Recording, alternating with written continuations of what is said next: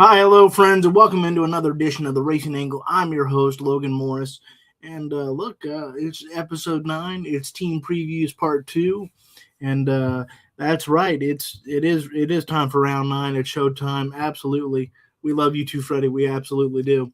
Thank you for continuing to comment, support, and show the love. And I know you're getting ready for the Clash this weekend and the Royal Rumble and all the fun things that are just coming around our way. Um, So we're going to have a great show this evening as best we can. I am a little under the weather this evening. I'm not going to lie to you, but that's all right. We're gonna get through it, and we're going to be fine. We're going to have fun. We will continue our team previews, and and we'll touch on the Roval news, and we'll touch on just what that means for everybody, right? What huge news that is. But what do you say we get right to it? What do you say we do our next team preview, and that's going to be Trackhouse Racing. Well, I just got word from the producer that there's no video, but by God, we'll do Trackhouse Racing anyway. So, all right, Trackhouse Racing, they, of course, are the Chevrolet manufacturer. They got 3 full-time cars. They got Ross Chastain, SVG, and now Connor Zillich, remember, is coming up full-time. He's taking over because Daniel Suarez is over at Spire. They do have a part-time entry in Project 91. They're very aggressive, a global, forward-looking organization. Justin Marks is absolutely putting it all out there. Their talent pipeline is well known. Their adaptability is well known. What's their big risk coming into the year? I would say managing inexperience in this chase format. All right.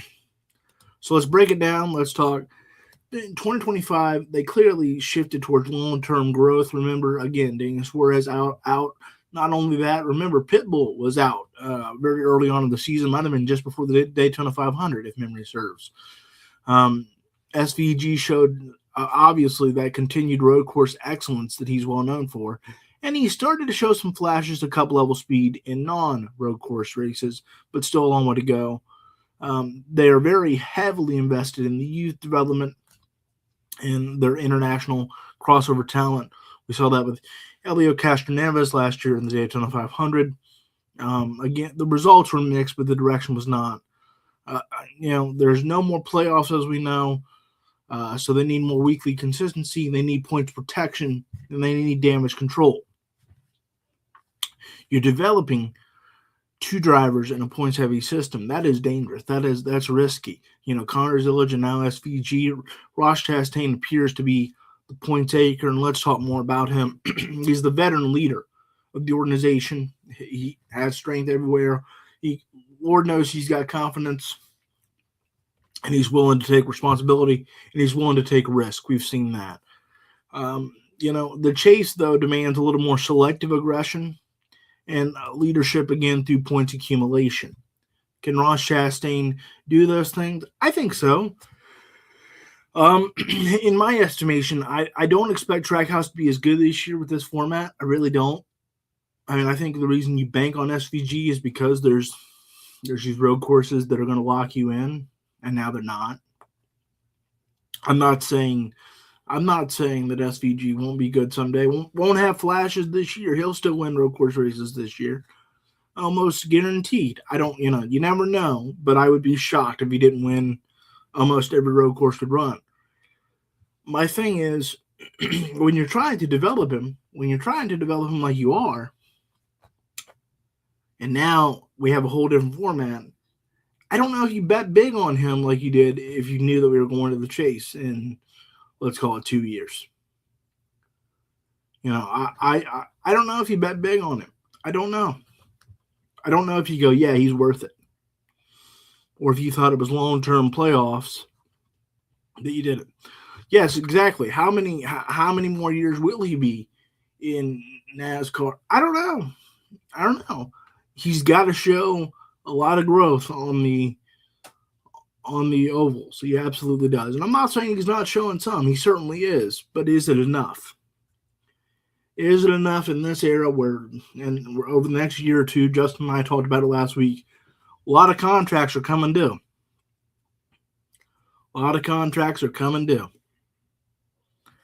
And so could could the change in format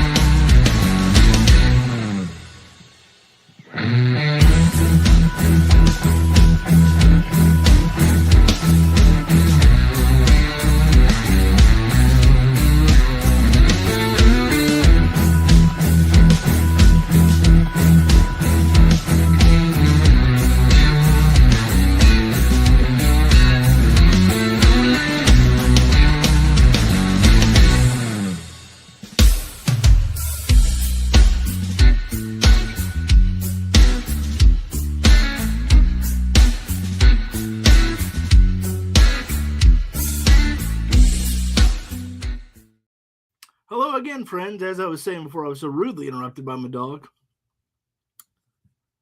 I don't know if SVG can do what he needs to do to be considered a full-time Cup entry and a guy you bank on now. I'm not saying he can't. I just don't know. I haven't seen enough. But let's talk about Ross Chastain. He's got speed everywhere. He's got confidence. He's got willingness to take responsibility. And I think you would look at him as a championship dark horse. Obviously, this new format requires consistency big time. We know that. We've talked about it at length. And so maybe less dark horses now. But he's still the guy that, if he got hot in that final 10, you'd look at it and you'd go, man, he could do it. Because they have the equipment. He's shown ability to win everywhere, to have winning speed at the very least. And so I think it's possible. But I got to tell you, I think his championship shot took a major hit in this format. Is Ross Chastain or anybody at Trackhouse really consistently better than Team Penske, Joe Gibbs, and Hendrick? I don't think so. I know there's a lot of Trackhouse lovers out there, boys, but I just don't think they are. I don't see how you consistently perform with the HMSs of the world. I just don't. Or the Gibbs or the Penskes. Freddie says he gets 2 years left full time for SVG, and I think Ross, he gets one win this year, and Connor gets a win as well. I could see that. I absolutely could. Yeah, I think if you stick to this format, all of a sudden SVG's seat got hot. It's really weird to think that, given how great he is at road courses and the kind of project he was and the kind of money and time that Justin Marks has put into him. But the format changes things.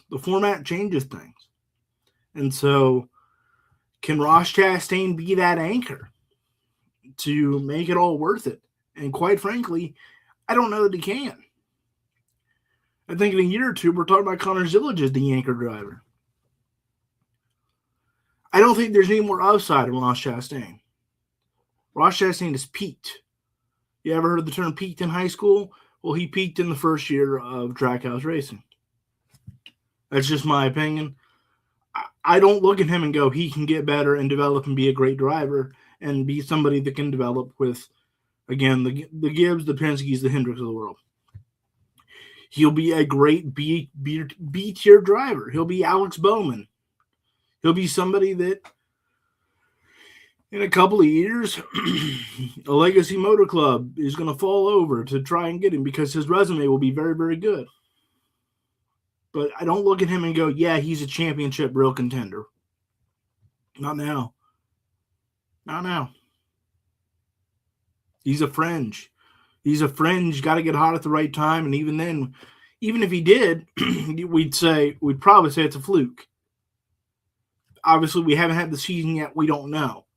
But Ross Chastain feels like he's a little ways away from winning the championship. And I don't think he's got much upside left. I think SVG has upside. I think Connor Zillage has got a ton of upside. And so I don't know. If you'd have told me 2 weeks ago, how do you feel about Trackhouse versus now with the Chase? I thought Trackhouse was right on the cusp of being right up there with the elite tier teams. And now, I don't know. I just don't think so. I think the Chase really negatively impacts them. That's just my thought. Let's talk a little bit more about SVG. And that leads us into the Roval. So we know he is the king of the road right now. He is what Chase Elliott was in the Gen 6, right? He wins every road course race there is to win.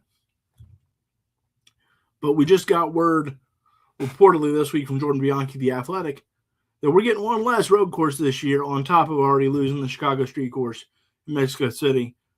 It looks not official yet, but the heavy reporting, the heavy rumor is that the Roval is turning back into the Oval for the second Charlotte date in October. Now, I personally like that. I think the Roval had ran its course. I think we had done all we can do with the Roval. I think it was a fun gimmick, a fun idea when the cars weren't built for road courses. And now they are. And so now it loses that kind of chaos factor that it used to have. What do you think? Do you like that the Roval's gone? Do you like that the Roval isn't coming back? Do you miss it? Will you miss it? I do think it's a little odd that they're cutting their ties from it right now. I think you could have did it one more time and then say next year not do it. But the fact that the schedule's already out and they go, scrap it, I think that's odd. But Freddie says, I'm thinking stick with the Glen and Sonoma and keep Cotto. So there's 3. That's it. Well, I got to tell you, Freddie, I think Mexico City comes back next year. The reason it's not on the schedule this year, I think, is because of the World Cup and all that sort of thing. And that was going to be a logistical mess. I think Mexico City will be back on the schedule next year. I don't think we see Chicago Street probably ever again. I'm sure we'll find a street course to continue the naval base and all that sort of thing. If that goes halfway well, we'll do that again, I'm sure. But the about face that NASCAR is doing on road courses, by the way, very fascinating. It was not that long ago, folks. It was not that long ago that they were taking up more and more of the schedule. They were taking up more and more of the schedule. And now we're getting less and less of them to the point of we're not even getting a proper goodbye with the road. We're just not having it. We're just done. What an about face NASCAR is doing. And it's all about trying to get back to the roots, right? NASCAR's clearly trying to do that. They're clearly trying to make that happen. And so I just don't personally see a whole lot of value in the Roval as it currently is. Again, I think it was a lot better for the Gen 6 car because they weren't built for road courses, and so it added that chaotic layer. These cars are built for road courses now. So that's just my take. That's just my opinion. Connor Zillage, he's going to be the breakout rookie. I think I think he's about to be the driver of Trackhouse Racing within 2 years. This guy's got it. He can win on anything. He is the blue chip prospect. Absolutely. He is the blue chip prospect. He's got one of the most anticipated rookie seasons coming up in recent memory. He's got raw pace. He's got adaptability. Mistakes are unavoidable for rookies. It's the way it goes. Points discipline will take time to development year with flashes, but I think he makes the top 16 in points. I really do. I think he's absolutely an incredible driver, and with the road course experience he has, we know he's great there. We know he can, unlike SVG, not a shot, but we know he's got ability to adapt everywhere. He'll be a top 16, and then I think he's a championship contender within 2 years. I think he's the anchor driver of this organization within 2 years. Trackhouse may not know it, but they're in the middle of a revitalization, kind of a reloading, if you will. Because again, I'm not saying Ross won't be there, but he won't be the guy. He won't be the guy. Now again, they do have. My dog is making things difficult for me. What we're going to do is we're going to take a break, and then we'll come back and we'll do RCR. We'll do 2311, and then we'll do RFK. So we'll be right back. Don't move a move. Like I said, we'll do 2311, then we'll do RFK, and we'll talk to you in just a few.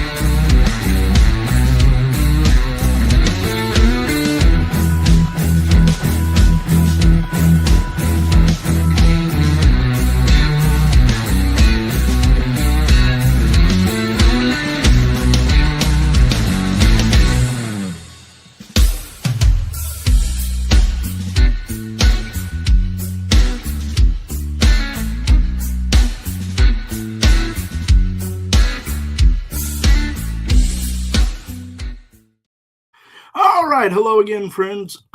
I do want to touch on a little bit more Project 91 just real quick. They're part-time entry with global intent. We haven't heard much of what they'll do this year. Remember, Elio Castroneves was in that car last year for Daytona. It didn't go great. Now, it's not chase eligible, but it is strategically valuable. It gets, brings them data, national exposure, it encourages innovation. It keeps things sharp, and it keeps them certainly creatively aggressive. To close out on Trackhouse, the big question is going to be, what kind of jump does SVG make with the ovals? Zilich has got to limit those disaster weekends, and Chastain has got to, he's got to be the guy that sets the competitive balance, because there's going to be some mistakes from SVG and Zilich. It's just natural. If they have one legitimate championship contender, I think they'd be thrilled. Again, I don't expect that for them this year. I really don't. Again, I'm not saying they won't get. I think that they have a great shot of all three cars cracking into the chase. but are you a legit championship contender if you crack into the chase? If you make it 15th or 16th, yes, the math is there, but is it? Are they really a legit contender? That is a great question. All right, let's talk about 2311. 2311 Racing, of course, is the manufacturer Toyota. They got the two. They've got three full-time cars with Bubba Wallace, Tyler Reddick, and Riley Herbst. And so Riley Herbst brings money when it comes to his deal with Monster. Freddie says trading the street course for Chicagoland is perfect for me. I think that's a great call because this car is perfect for the mile and a half, right, Freddie? This car is just absolutely perfect for the mile and a half. And so I think that's a great call as well. But let's talk more about 2311. Of course, you got Bubba Wallace in the 23, Tyler Reddick, and then you got Riley Herbst. They're an established contender at this point, but they're still ascending. We're still trying to see where they'll get. Will they get on the level of Gibbs? Who knows? Their primary strength is that raw speed, plus they got that modern team culture. They have great tie-ins with Denny and Michael Jordan, and again, I mentioned Riley Herbst and his deal with Monster. But again, when they're not one of those quote-unquote top tier, so do they have the depth compared to those top-tier giants? 2025, they took a major step forward. We saw it with Bubba Wallace. Tyler Reddick continued to deliver. If anything, he might have fell a little short. He's always got elite speed, winning potential. Bubba Wallace showed improved consistency, stronger points awareness. There were still a few missed opportunities and some pit road setbacks and some strategy gambles that didn't always pay off, but that's going to happen, right? That's going to happen. I think that the format helps 2311 with Reddick and Bubba. Not so much Herbst. They're kind of Herb. I'm not trying to leave him out, but he's kind of the test car, right? He's kind of the test car. I think it's a very important year for him because if Herbst doesn't have some sort of consistency and some sort of a bounce back to at least not be a back marker, I think that ride is easily Corey Himes next year. We already found out he'll be attempting the Daytona 500 with them. Freddie says, I think Tyler Reddick gets a win this year. I think Bubba gets a win as well. As much as I'm not a fan of Bubba, I still think he gets a win this year. Yeah, I think Riley's the test car, right? I think Riley's the test car. And I think that shows week in, week out. I think that's where they just kind of throw things at the wall and see what sticks. And so I think it's a pivotal year for Riley Herbst. He needs to surprise some people because Corey Heim is nipping at the heels. I know that Corey Heim doesn't have a full-time ride in any series this year, and really that's a travesty, to be quite honest with you. But let's be honest. He's a lot more attractive of option than Riley Herbst is. So I think, and unless Riley Herbst shocks us, I think Corey Heim is in that car next year. Again, we're going to see him do some starts in the 67. With the format shift in the chase era, it might benefit Reddick and Bubba Wallace. They don't need that winning or in anymore. They can be more consistent points-wise, and they both have proven they can do that. So it's with Bubba, but last year he proved he could be consistent points-wise, and he had a hell of a year, all things considered. They're going to have that good weekly points accumulation, especially Reddick. They've both proven they can do the damage control on bad days, and they do consistent execution over the chaos. They no longer need the winning your in moments, and the growth and stability are rewarded. Now, Tyler Reddick, I think he can win on any track. Tyler Reddick is kind of Kyle Larson light in many ways, right? If Tyler Reddick wins any week, you're not surprised. You're not surprised at all. And I feel like he is going to be their anchor driver this year. And I think in this format, it rewards what he does best. He's good at the intermediate tracks. He rides that high line just like Kyle. He's got that raw pace. He can dominate for stretches of the season, but he needs fewer of those boom or bust kind of results. I think he's an outside tier championship contender. I think he's got a better shot at it than anybody at Trackhouse, for example. In Bubba's case, I think he's the emotional and kind of competitive core of the team. Obviously, we know what he can do on super speedways. He's also underrated on the short tracks. He's got mental resilience. He's toughness. He's showing that he's maturing as the years go on. I think being a dad has been big for him. I think he's a solid chase contender, but I'm not going to say that he's a championship contender, really. I think he'll make the chase. I think he'll probably even crack the top 10. But I think it would surprise me if he's truly a factor for the championship at this point in his career. I agree with you, Freddie. I do. I think I'm going to say Reddick gets 2 wins. 2 wins and Bubba gets 1. So I'm going to say 3 years in organization. They need better pit road consistency. They got to have better strategy in the late races. And can Toyota match Chevrolet weekly? We'll see what happens. They got to avoid those self-inflicted damage moments across all the teams. We saw Riley Herbst constantly have issues, spins, little things here and there. So I think they're going to have both cars inside the chase conversation. I think they'll have multiple wins. I expect them to have a strong season. I expect them to, like I said, I think they'll be the strongest of the 3 teams we're looking at today. I really do. Because you look at Daytona, anything can happen there. No doubt about it. No doubt about it. Absolutely. Anybody can win anywhere with Daytona, but Bubba Wallace has shown time and time again, even back to his RPM days, that he can absolutely he can win at any level, any time when it comes to super speedways. He's getting better on the short tracks. He's not great at road courses, right? But we're doing less and less of them now. It used to be a real thing you needed. Now this year, at the very least, you ain't got many of them. Reddick can win anywhere. It's a big pivotal year for Reddick because how will he look to other teams? As Justin and I talked about last week, contracts are coming due. Tyler Reddick's is one of them. Could a Team Penske or a Joe Gibbs want to sign him? Could Hendrick want to sign him? And it'll take the call because we saw with RCR a few years ago that he's not opposed to taking any calls. He's not. He is not opposed to taking any calls and answering any calls. And so you might think he's firmly ensconced in 2311, and I would say he is, but he is until he isn't, right? If a Team Penske calls, if a Gibbs calls, if a Hendrick calls, he's going to take that opportunity. He's going to take that opportunity, and who can blame him? Who could blame him? I can't. I really can't.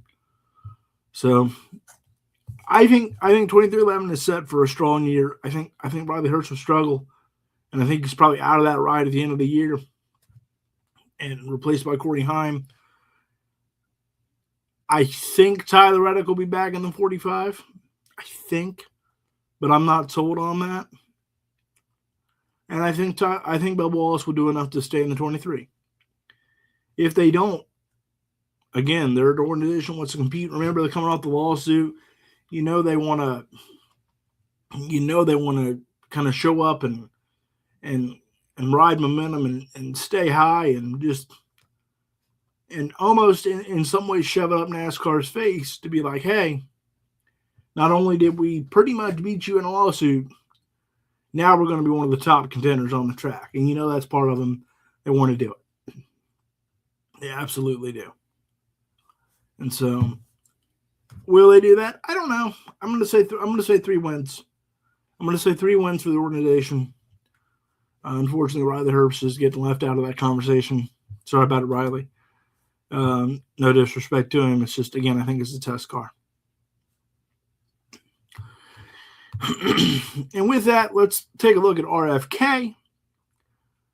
They're of course a long-time Ford manufacturer. They got the 3 cars. They got Brad Kay. They got Christopher Buescher. They got Ryan Preece. After in 2024, it looked like RFK was really on the come up. Like they were really going back to what we knew. They were really going back to being a powerhouse. Everybody was contending for wins. And then it felt like in 2025, they've taken a small step back. Nothing horrible, but certainly a small step back in my opinion. So, again, you got Brad Kett, you got Chris Buescher, you got Ryan Preece. Let's look at Brad Kett to start. And I'm gonna ask an uncomfortable question here. Is it time for Brad Kett to start thinking about getting out of the seat? Maybe.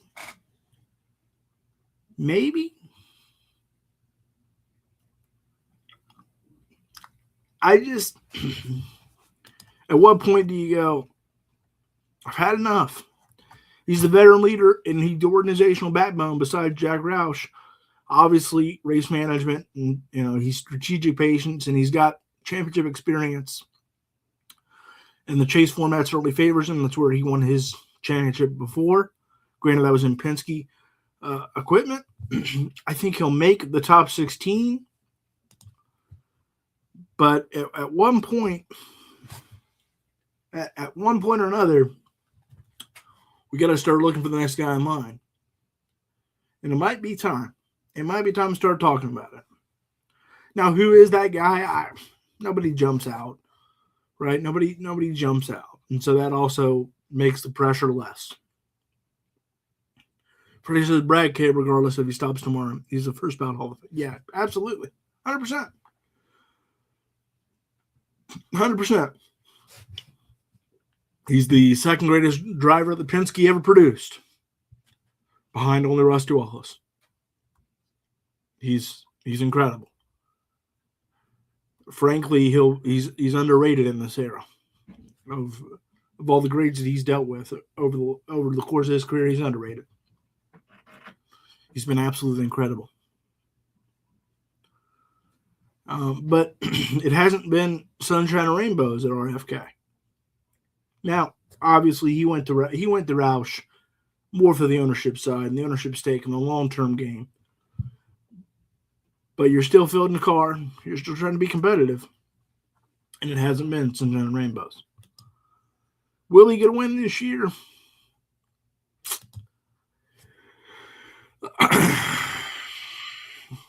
I'm going to say no. I just don't see a reason to believe that he will. And now he's up against it. He's behind because he broke his leg, his femur. Corey LaJoie going to fill in for him at the Clash this weekend. Yeah, I think he makes the chase. I think he can crack the top 16, but I'm not sure he wins. Again, the question is going to be is how long does it take for him to get well? I think he'll race Daytona in Atlanta and pretty much everywhere on. But will that affect how he drives? Will it affect how he looks? I think it's possible, certainly. And so I don't think he wins. I think he makes the chase. And that's if he's not in too big a hole when he gets 100%. Because he's not going to be 100% when he first comes back. It'll be several weeks before he's 100%. Sort of like Chase Elliott when he broke his leg. You could tell it took some time. No doubt. Chris Buescher, number 17, he is one of the most underrated drivers in the field, in my opinion. He maximizes those average days. He avoids disaster weeks. He capitalizes when others make mistakes. And the chase format fits his style perfectly. He's strategic. He's not going to make a ton of noise. He's not going to win more than 1 or 2 races a year.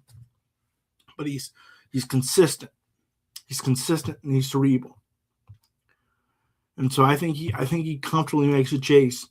And I think he is the anchor driver for RFK as in 2026. I really do. I think he is the guy. I think he's built for this format, and he continues to be Just again, somebody that knows how to maximize those average days. He knows how to turn a top 15 to a top 10. And while that's not sexy, that adds up to a lot of points over the course of a race season. He's great at that. He very rarely has a disaster. So often it's, I got a small issue, I'll fight it all day long.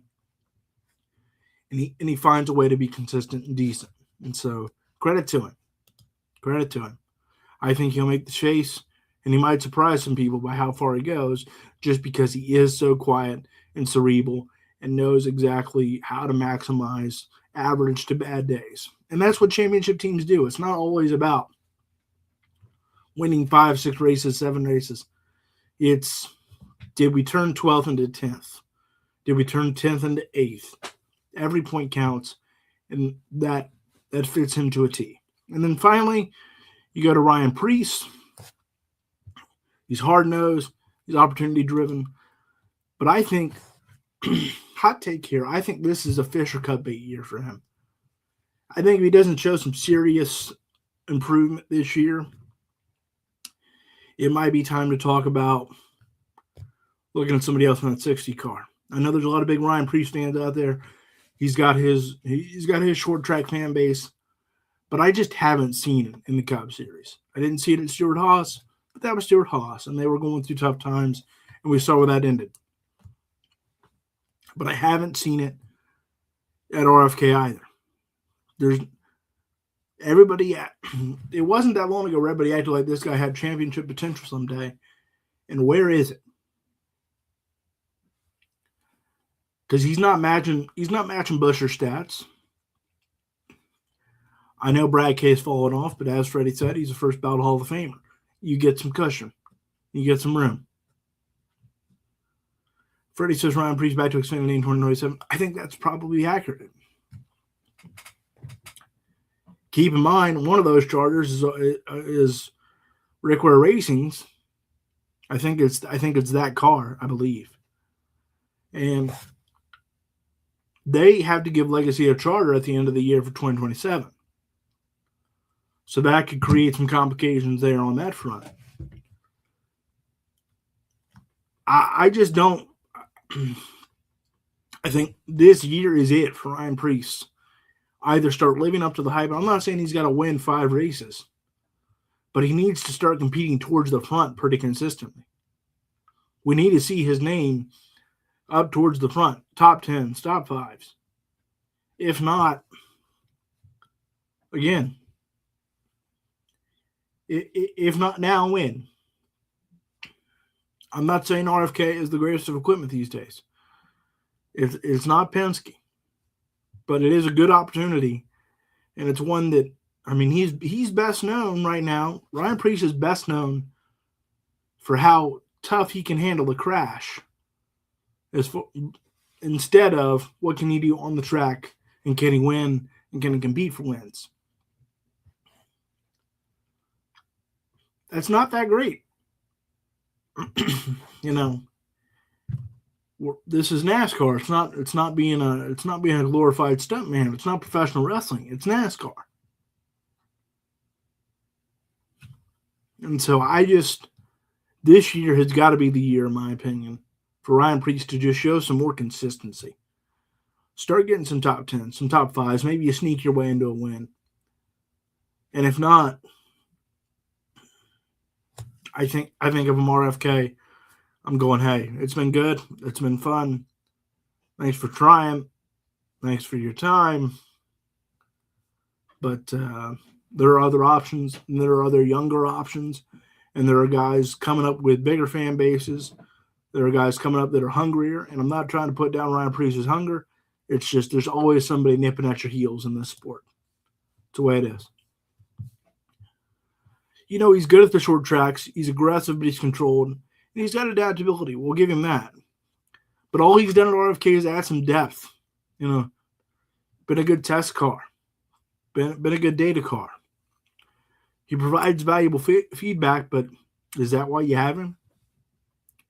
He needs consistency in the worst way. Some of it won't be on him for RFK. Some of it won't be on them at all. It'll be Ford's overall speed progression. Can they turn those top 10s into top 5s, as I've mentioned? Can they manage the 3 cars efficiently, and can they handle pit road execution? Sometimes they have trouble with that. The 2026 expectations, if they get 2 chase-relevant cars, they're pretty happy. I think you're probably looking at one that's truly relevant, that's Chris Buescher. And then I think Brad Kay and Ryan Preece their depth, but they're capable of strong weeks. They are a threat through discipline, but not dominance. And so you wonder, at what point does Roush go, we got to make some changes, because they look to be on the major upswing in 2024, and in 2025 it fizzled. I mean, we were talking about them. I mean, especially Chris Buescher. He was competing with Penske. He was getting wins. He was coming up just short when he wasn't winning. And all of a sudden, it feels like everybody kind of went back to, as scheduled. And I just, at what point do Brad and Jack go, this isn't working? It is working for Chris Buescher. They've got a diamond in the rough right there. But Brad Kay's performance hasn't been great, and I've just talked about Ryan Preece. I think Ryan Preece is on the hot seat big time. I really do. And so I agree with Freddie. I think he'll go back to Xfinity in 2027. And I think that's where he belongs, barring a major year we're not seeing. How many chances do some of these guys get? These are coveted rides.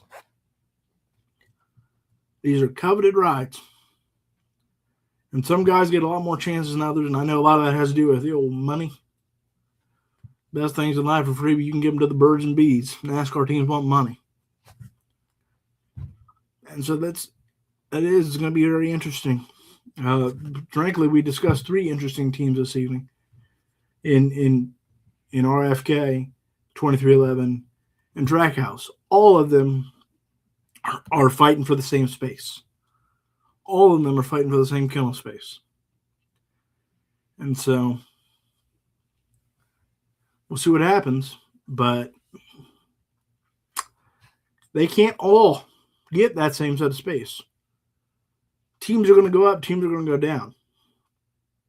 Can RFK compete with Trackhouse in 2311? That's going to be a huge question. Can Trackhouse handle the changes of the format? And can 2311 stay consistent? And can they get a little bit more out of their third car? So it's going to be very interesting to see how it all shakes out. What we're going to do is we're going to take a final break. And we come back, believe it or not, there's a race this weekend, folks. There's a race this weekend called the Clash. I don't know if we're going to have it. I don't know what the deal is. The weather outside is a little frightful. But when we come back, we'll talk about the Clash, and then we'll get out of here. And so, Freddie, everybody else, I appreciate you for listening. Don't move and move. When we come back, we will talk a little Bowman Gray. See you real soon.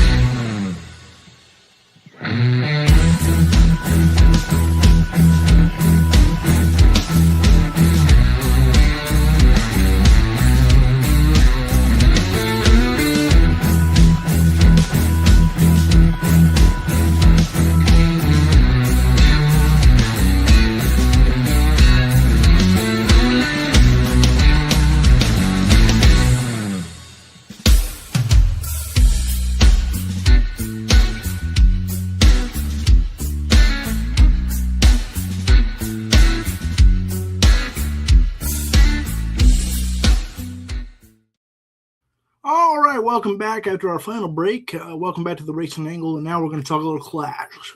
A little Bowman Gray, pardon me. A little Madhouse. And so, the Royal Rumble is on this weekend, so there is something to watch if the Clash doesn't go through. In case you missed it, folks, the weather is frightful all around this country. Flat out frightful. It's cold. It's snowy. Last I saw, Bowman Gray had snow on it. They might have got it uncovered by now. I don't know. I think the low is going to be something like 19 degrees. I'm going to bet a lot of the older owners and representatives of the sport are going to stay home no matter if we have a race or don't have a race this weekend. Because that's going to be awful chilly out there. It's something like 19 degrees low. And obviously the wind's going to be blowing, and there's more snow coming that way through North Carolina. Mike Joy talked about it on his X account, as he lives about, he said, 10 miles away from Bowman Gray. And so let's talk about the Clash. Is this a mistake? Do we need to be doing a Clash? I want to state unequivocally, I like the fact that we're doing the race of Bowman Gray. I like the fact that we're going old school. I think it's awesome. But why aren't we holding Clash anywhere that's not Daytona? I said that with LA. I'll say it with Bowman Gray, even though I like Bowman Gray better. Why are we not doing Daytona? That's where it was for a long, long time. It worked. And the weather in Florida is typically a lot warmer. And that's pretty damn big when you are looking at the first day of February. Speed weeks used to be speed weeks. Now it's just speed week. Speed-ish. Speed week, kind of. And so, I think it's great that we're doing Bowman Gray. I'm okay with it. But as a Clash venue, I don't know. It's cold. It was cold last year. And it's going to be even colder this year. And potentially snow and wet weather tires. Maybe we should just make it the All-Star race. Maybe, just maybe. Be a lot better than Dover. Not a big fan of that at all, by the way, folks, if you can't tell. But we saw it last year, and overall it was fun. But you're not going to be able to pass. It's an extremely short track around a football field, for Pete's sake. The Clash goes back a long, long way. I believe the first one was in 1979. I think Buddy Baker, if I'm not mistaken, was the first winner of the Clash. Bowman Gray has got its own set of history. The King used to dominate places like there. His 100th win came there. In I believe 1969 in a Ford. And so Bowman Gray has got oodles and oodles of history. I love that. I love that to death. I'm thankful that we're doing Bowman Gray. But it's cold.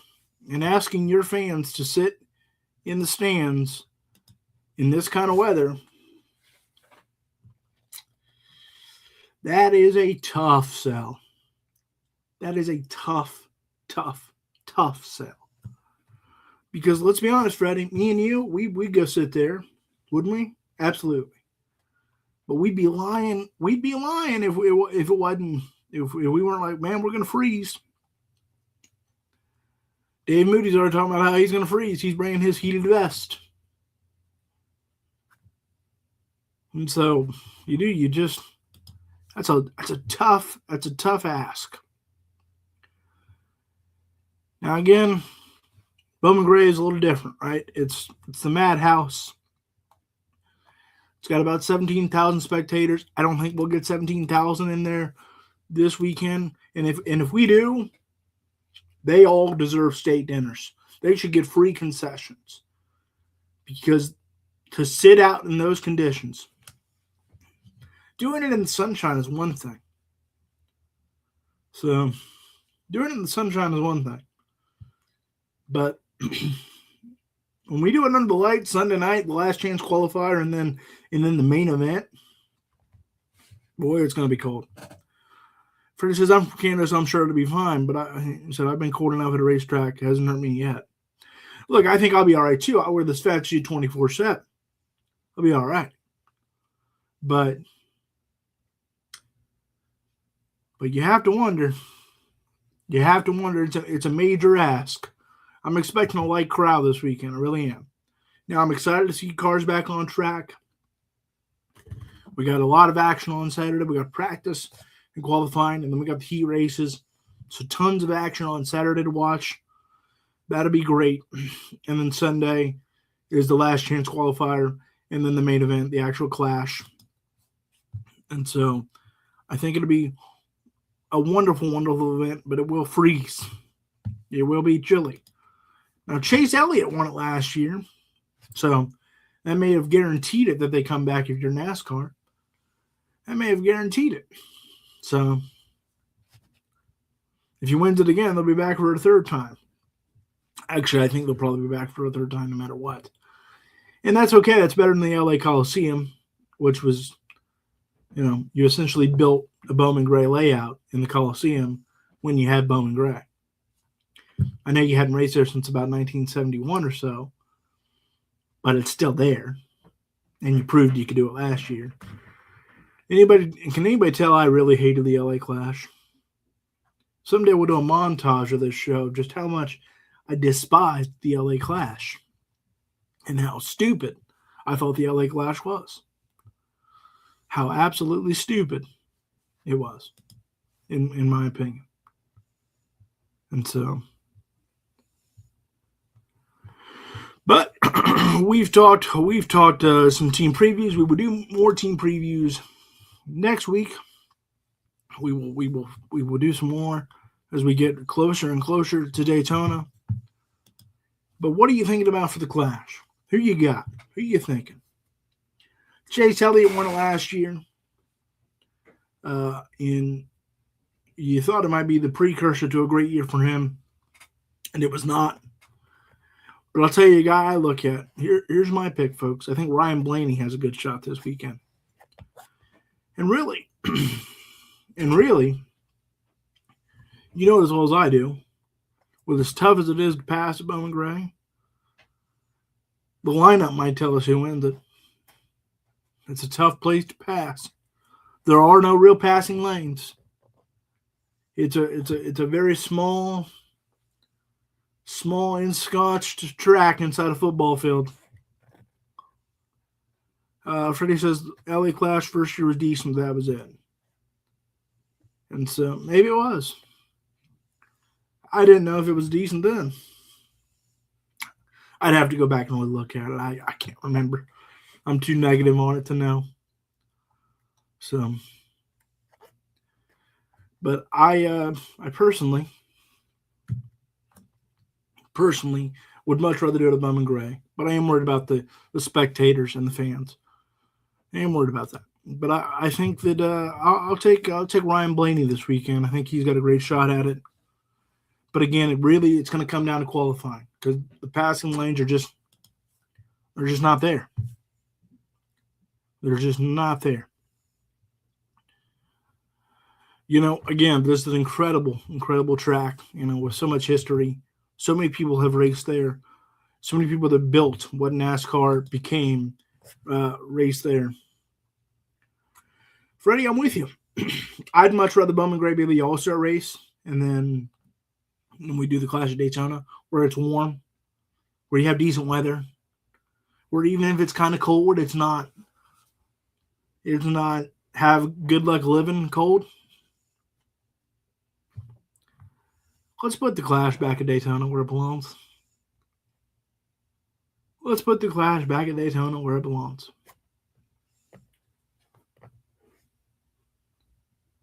Let's just put the Clash back at Daytona where it belongs. Why'd we ever move it? Money. But it turned out to be a dumb damn reason because guess what? NASCAR lost money on LA. Probably knowing our luck, Freddie. They'll do a clash in Brazil. They've talked about that now.